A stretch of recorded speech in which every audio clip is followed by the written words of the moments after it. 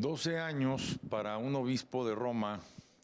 no son muchísimos, pero sí son bastantes o suficientes para que hablemos de un legado en sentido amplio. Y sin duda, el Papa Francisco comenzó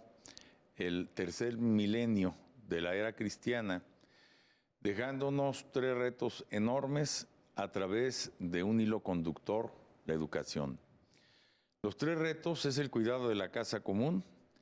es la fraternidad universal y la sinodalidad, que en términos mundanos podríamos decir la participación democrática o la forma de resolver los conflictos sociales que son parte de la dinámica y de la condición humana, o que nunca van a desaparecer con el diálogo y no con la violencia o con la corrupción. Y todo eso digo mostrándonos un itinerario que conviene resaltar a propósito de las vivencias que ya se han ofrecido en esta mesa. Tuvo Jorge Bergoglio como arzobispo de Buenos Aires y antes como obispo auxiliar de esa iglesia particular y antes como religioso de la Compañía de Jesús. Creo que el proceso de conversión del obispo de Roma, que lo fue entonces hasta hace escasos días, una semana, marca como el inicio de su legado desde la raíz, desde la base,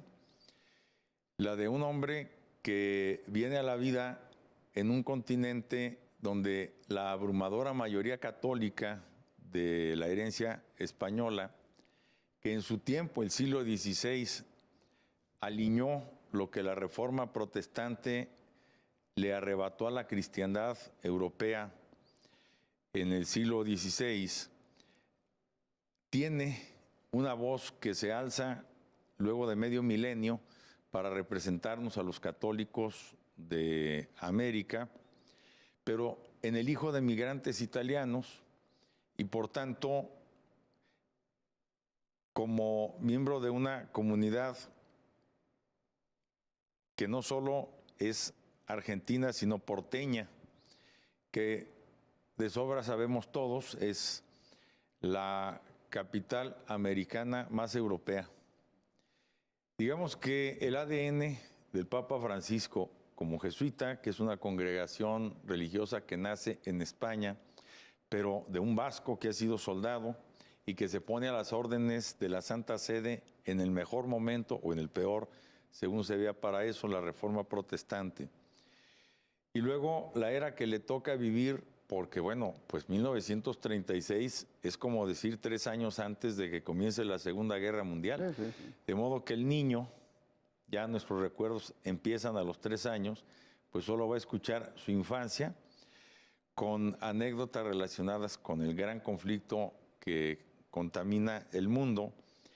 y por otro, con una iglesia que en Buenos Aires, después del gran congreso eucarístico de 1933, va a estar profundamente vinculada con la estructura del gobierno civil, pero desde trincheras que son opacas.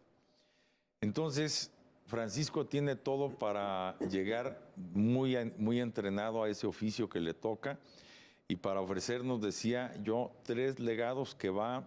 a dejar anclados en el hilo conductor de la educación.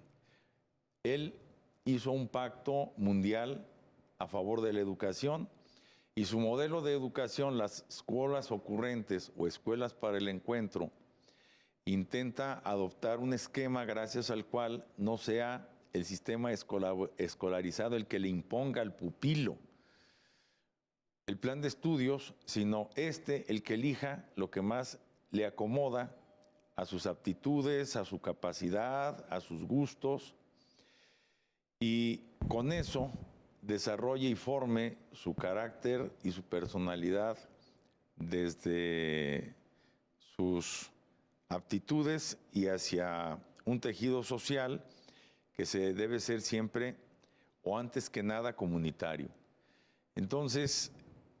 los tres elementos que desde el principio hace suyos, el cuidado de la casa común, el de la fraternidad universal y el de la sinodalidad, a través de este orden educativo o escuelas para el encuentro, creo que es la almendra del legado que nos deja el apenas fallecido Francisco. Rubén Alonso. Bueno, creo que yo les destacaría un aspecto del